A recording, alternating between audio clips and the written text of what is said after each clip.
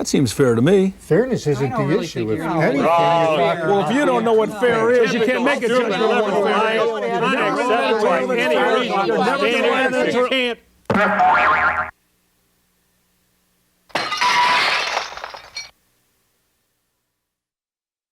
Donnybrook is made possible through the generous support of the members of KETC.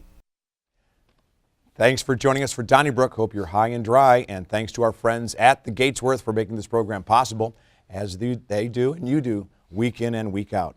Let's meet the panelists around the big green table for this Thursday, starting with, she's all decked out in cardinal red, Wendy Wiese, the media veteran, along with the Cub fan, Mr. Bill McClellan from the St. Louis Post-Dispatch, Ray Hartmann, the founder of St. Louis Magazine, the Riverfront Times, and beyond, and from STLmag.com, the St. Louis American, and also with his cardinal red, Alvin Reid.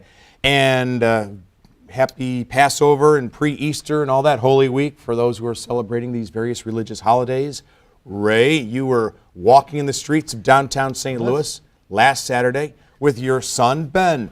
And you hope to reduce gun violence, but it wasn't just you. It seemed like tens of thousands were in St. Louis and probably millions worldwide. Right. It was very, very impressive, I got to say. The question is, do you think with certitude that these times are changing? Do you think, as Senator Claire McCaskill said on Saturday, that we have reached a turning point? Well, yes, I do, although I was struck mostly at the rally by the fact that it was truly about the kids. I mean, it was, and I thought, I know STL today and others covered the fact that Claire was marching. They specifically went out of their way here and elsewhere not to include politicians. They made an exception for Bruce Franks, who was wonderful, by the way, because he's actually a crime victim himself. But like Lacey Clay was there, in sort of near the stage, and I thought he was going to speak. He didn't speak, and he was there when they mentioned him and mentioned Claire. I don't think it means that Congress is going to do anything soon, but I do think that the tide's changing, and I think these young people, not just in the ones in Florida who are incredible, but the ones that were here from some local high schools and local colleges were just eloquent. But that isn't it. That's great. No, and I think they're going to make a difference. Besides the point. No, I don't. You think there will be a difference? I think they are. Okay. I think they have. There's a momentum there and a passion that certainly doesn't. We always think back to when we were boomers and we were going to change the world. I think they're much more articulate and much more effective than we were. Well, you did change the world. You ended the war in Vietnam, and I think, truly, you did. And I think that these kids have been in places, when I was watching the footage on the cell phones from the classrooms and hearing the live gunfire outside in the hallway and hearing these 14, 15-year-old kids trying to react and keep it together, and I thought, they're living an experience that few outside of a battlefield have ever lived at this young, tender age where they're trying to figure out if they're going to get the car over the weekend. So they have a great fire within them. They are also coming up against the National Rifle Association and all of the National Rifle Association's beneficiaries. If they can start making changes in Washington, if they can start defeating some of these NRA beneficiary, representatives, then I'll believe that something really will change. Finally. Well, once you turn 18, you can vote, and some of that won't happen with some of these kids for 2 or 3 years. I'll go straight show me state. Somebody's going to have to show me some real change that comes from it. I think it's absolutely fantastic, but right now we have legislative bodies that have no interest in changing gun laws. So. But Alvin, as we've just said, if people do register to vote, if people show up at the polls, and if they're single-minded and focused on reducing gun violence, then maybe we will have change. But that's the only way. I mean, the speeches are great and the kids are so impressive, but I don't think it's going to amount to anything. The young people, they were the ones who legalized pot. When we were young baby boomers, I thought we're going to legalize pot. And of course, we didn't get it done. But the generation that came next, they got it done. And these kids who are kind of the next generation, they've got their own ideas, and I think they're going to be more effective than we were at anything. I'll tell you this, and I was really struck by my son, Ben, who's just turning 14, is really, really passionate about this. And he isn't getting his cues from his mom and me. I mean, the kids are really serious about this and what they have already done. And in Florida, there was some legislation that was unthinkable before that was passed. They're talking about banning bump stocks. There are already some small things, but they've changed the narrative. Because after every one of these in the past, it's been about the Second Amendment and it's this, and they have changed this narrative, and the NRA is playing defense for the first time in decades. I think it's so true. I don't think, now having said that, do I think Congress is going to do anything? No, because this Congress, as the kids point out, is bought and paid for by the NRA. But I think Well, that not this Congress. It's not going to happen overnight. that's what I'm saying. This But Congress isn't, but they have here's the thing, Ray. changed, and it could Here's the affect thing. elections in November. Well, but we all know, I mean, to Wendy's point and others, if the American mindset and attention span is so short, is there any possibility that all of this will be forgotten in November? I don't think Kids so. will go to college. They may not show up to vote. Well, but see, isn't that to me, that's the interesting, that's the contrast. You have young people today, and I'm not belittling them in the slightest because I was a potato, but mentally I was a potato. But you have a Wi-Fi issue to most young people is something really worth getting upset about. These kids have been in life and death situations. So I don't know if it's going to translate. If it's Just gonna a very vote. few of them, of Yeah. course, Wendy. Well, Let sure, me- but Right. more than Let should me be. add, oh, Okay. excuse me, All let me right, add one thing real quick. real and quick, that Frank, is, we gotta move on. It's not just about voting. There's going to be 16 and 17-year-olds who can't vote, who are going to be activists against people they decide are too pro-NRA, and they are masters of social media. And don't think that just because you can't vote doesn't mean you can't go to political events or you can't go to town halls. And I think they are going Maybe to make so. a difference. Okay. Bill, I want to ask you about what happened this week in the court of Judge Rex Burleson in downtown St. Louis, and that's where the invasion of privacy trial for the governor of the state of Missouri, Eric Greitens, is taking place. In a judgment this week by the judge, he decided that this is not going to be a bench trial, a trial judged by himself, but instead it will be a jury trial. I think 12 citizens of the city of St. Louis are going to sit in judgment of Eric Greitens. So is this a victory for the governor, or is this a loss? Well, it's not good for the governor. First, I should say that, I'm always amazed at how little I know about stuff. And I always thought that if a defendant waived his jury trial, he could get a bench trial.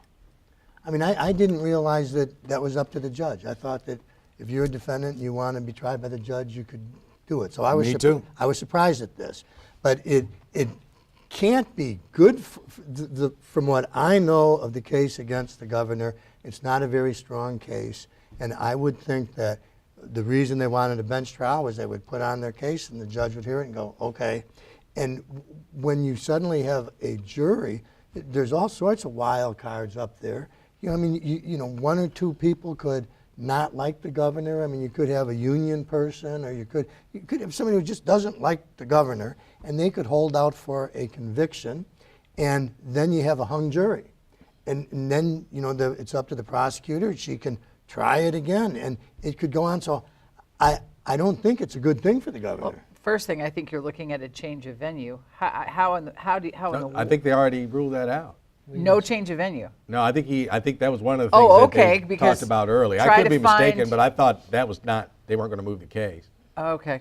I would think that you would request a change of venue, maybe Indiana, maybe Michigan. Yeah. But Well, how would no, you I know, don't think. How could you find some place to agree upon? Because it happened in a metropolitan area, so thus Sure. Kansas City would be about the only place you could actually move it to.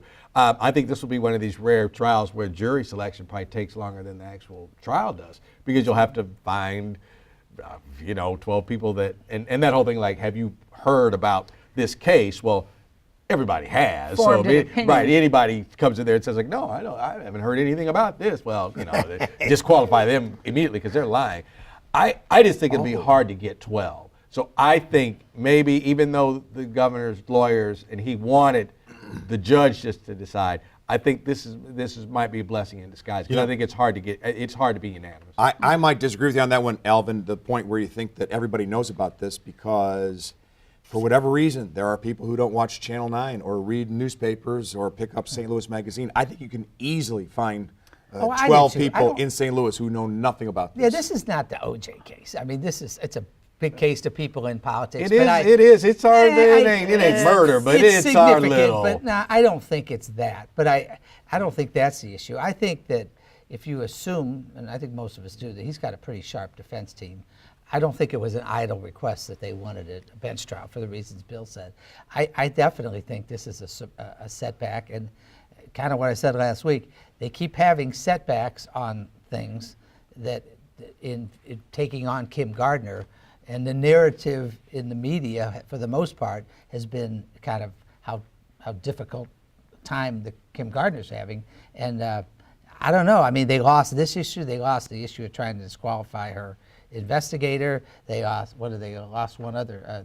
They tried to move the trial up and lost it. And she's lost some too. But the point is, they're not exactly on a winning streak so far. Well, that is true. Okay. Going to a jury trial, I should mention, that they have Scott Rosenblum on the defense team, and Jim Bennett, who's also very good. But I've been in Crawford County the last couple of days watching a trial there, and Rosenblum, the defense attorney, and I mean, he can spin He's gold amazing. out of straw. So There's true. Yeah, he very and we may seldom read about loses. that in the future column by think Bill you will. McClellan. Yeah, All pretty right. much. Well, Hey. this is a city that Alvin.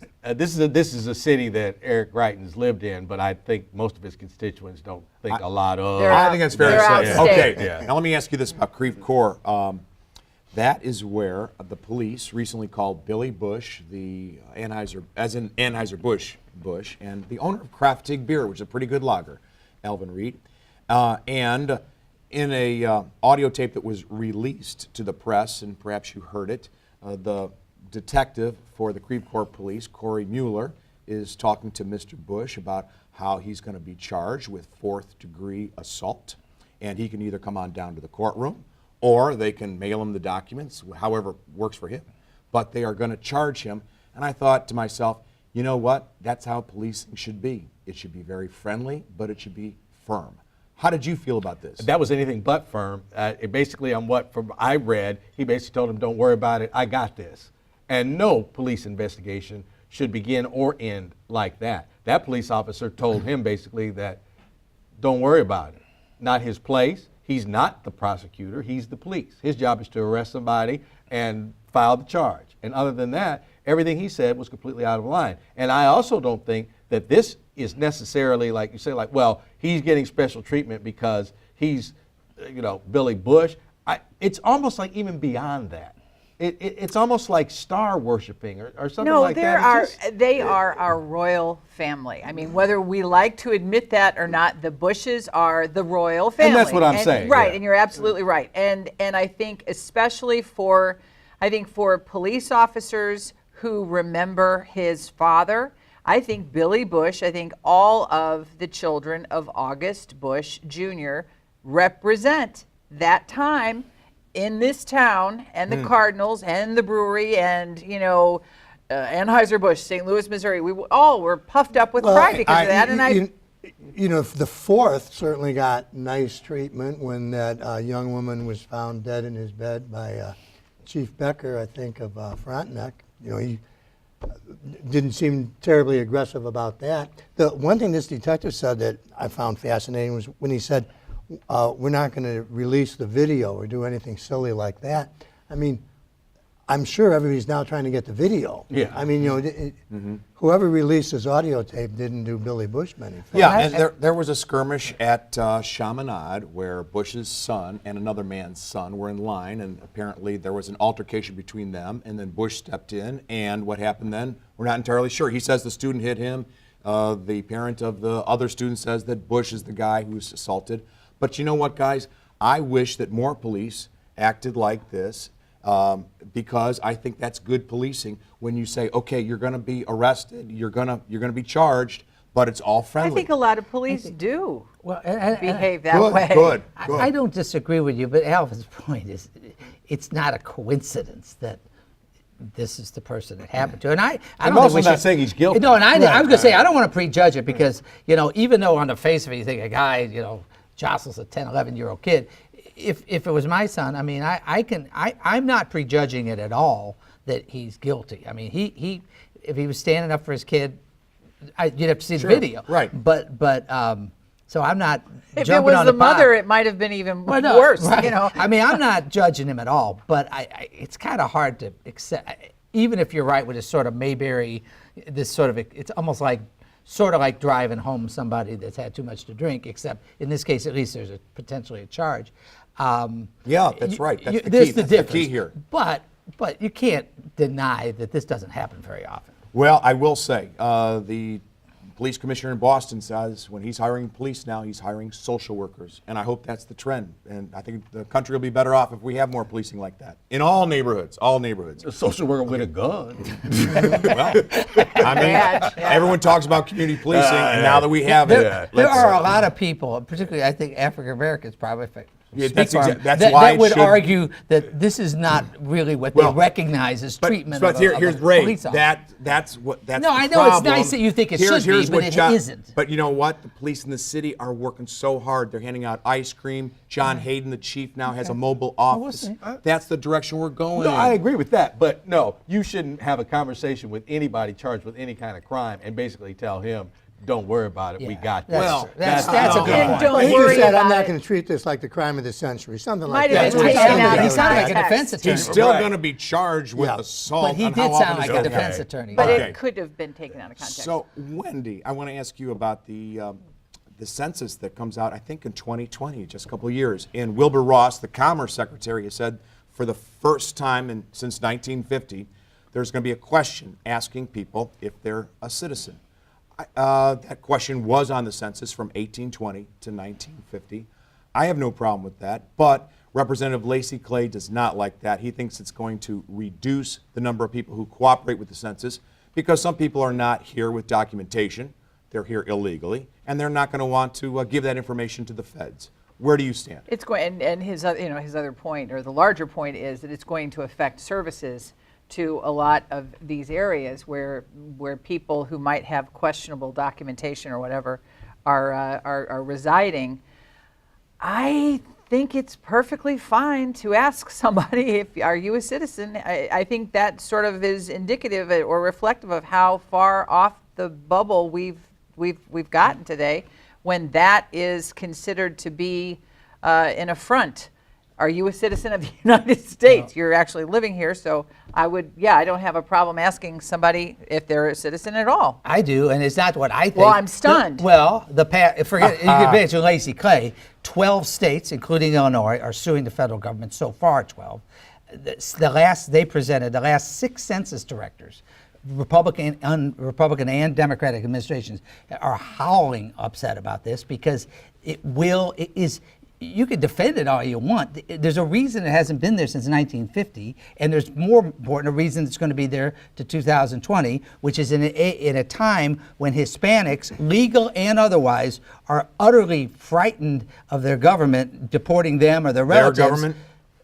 Yes, actually, many If they're legal, citizens, they're not going to be- they are. You just read any account you want from legal Hispanic citizens about how terrified they are to answer any questions. And the fact is that this is pure partisanship, and we'll see. The courts will decide. But the idea that this is some noble. There are plenty of Why- Hispanic let me ask citizens. this. Why- There are plenty of why didn't we Hispanic not get citizens, around to Ray, asking this? who would like to see the Let me ask laws you, enforced. why didn't we answer this I'm question not- since 1950? Well, you know, Right. 1950. I think that the problem is that if the census is supposed to count people, and there's a lot of people who are going to dodge this or duck this or just be dishonest and say yes. I mean, so I don't think that it's going to accomplish much, but I'm not.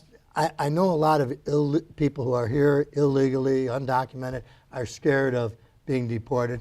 But I don't think legal citizens, Ray, are frightened of being deported because they can't be. Well, the New York Times was quoting some today, but maybe not. Look, I don't is know. the motive all just? No. Just like the photo ID to vote is, what's That's a good behind it? analogy. What's behind it is It's yeah, pure partisanship. I know, it's partisanship. With that being said, okay, to ask somebody on the census or job application something, are you an American citizen? Well, you either are or you aren't. And that's like, look, you tried to vote back in the 1930s and you could get hung or your house burned down and terrorized all the way out. So thus, I'm saying, like, look, there are great hurdles that people have to get over to be true American citizens.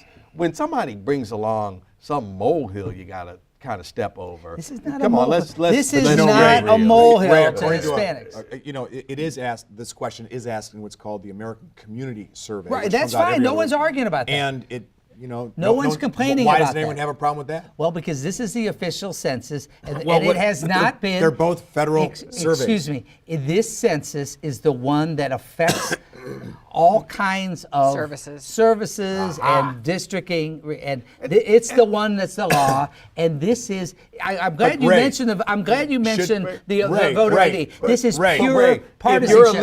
if you're a legal citizen, okay, Hispanic, black, white, whatever. Norwegian. You will say that I'm an American citizen, so thus I am counted. So what you're saying is that we should make sure in the United States of America, because of services and population, that people here who are here illegally should not have to answer what this I'm saying. question because They should deserve count services. That's because not they what I'm deserve saying. services. Now, I'm if you want to saying- say that, that's fine. I'm not saying that. I'm saying this thing that this that is people are this that is- somebody who's living here legally is afraid to put down on a form that they are an American citizen. I'm not buying that. In man. the same way that people say, why are you worried about a photo? Why are you worried about a photo for your driver's license? In the same way, that was a pure partisan Ray, attempt maybe to diminish I agree. Democratic voters. I This agree. is a This is pure going to partisan. slay you, This but you know is there a are a pure lot of partisan conservative Hispanics out there Terrific. voting. Okay, Ray, Just isn't look it at the possible- states that are suing. Is it not What do you think possible the 12 these states cens- are suing for? It's- Well, they have you know why? Hispanic- do they Because have, want- do they have want federal Democratic dollars. attorney generals? Yeah. Probably, and that's why I say Attorneys it's General? partisanship on both But sides. Ray, let me but ask this you this. is not about All right, okay, we'll move immigration on. policy. It's about I'm sure partisanship. people will have comments on this during your turn.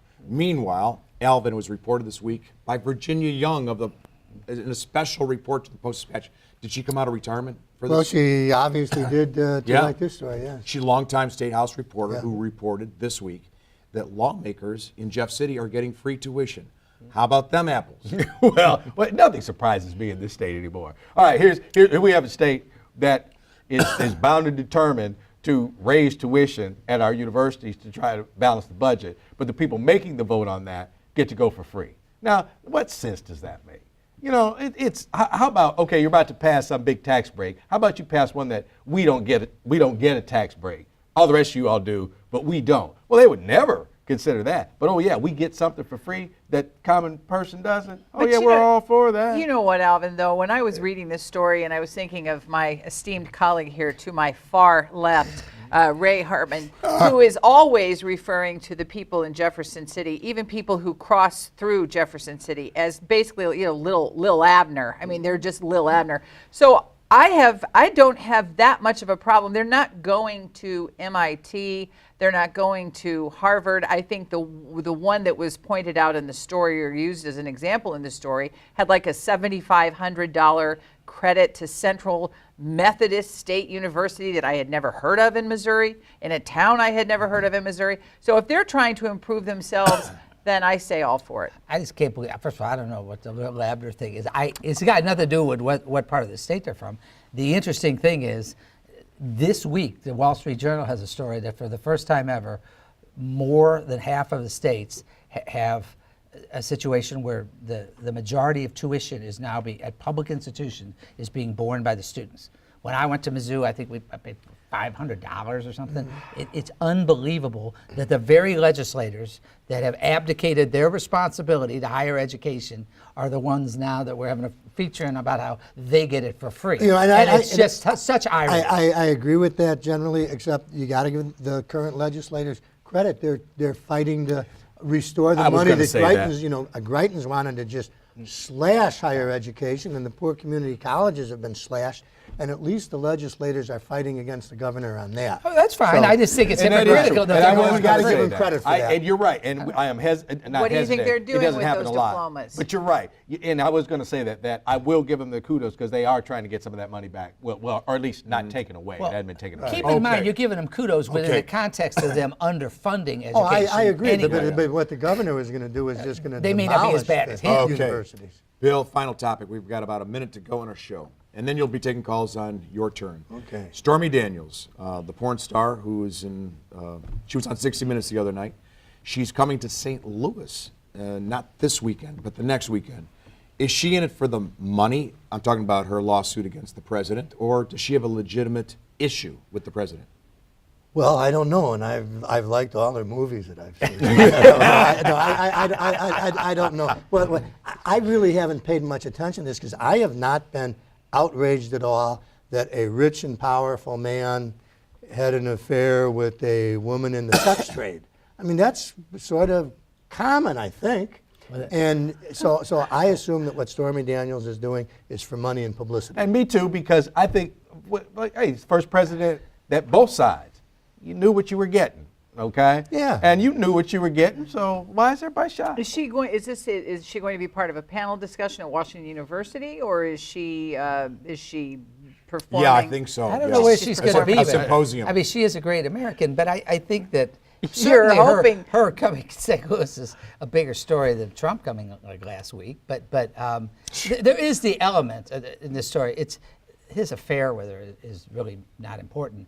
The fact that a week unless before you're the the First election, Lady. his lawyer just happened to decide to give her $130,000 just because she felt like giving it to her, take a home equity loan. All She right. signed To give an her agreement. No, She no. signed an Can you agreement. be quiet? To me, that's the hush Thank money you, gentlemen. from the And president. is Wendy, let's find out what the fascinating. viewers had to say Story. about last week's show. Bill suggested that the St. Louis Chief of Police should lean on downtown parking lot operators to hire their own security guards. My question is, where are the police? Ken Chichevsky wrote that from Overland. Thanks, Kenneth. We also heard from Frank Medica, who wrote, bring Union Station's train shed into the 21st century by adding acres of solar panels to generate clean, renewable energy in the heart of St. Louis. Frank Medica of Maryville, Illinois. We'd like to hear from you. Send those letters to 3655 Olive Street, 63108. Those emails, letters@ketc.org, and send those tweets, hashtag DonnybrookSTL, because the founders, Ray Hartmann and Bill McClellan, will be reading them in just a matter of moments. The rest of us will see you next week. Have a great religious week, whether it's Easter or Passover, and we'll see you next week at this time. Donnybrook is made possible through the generous support of the members of KETC.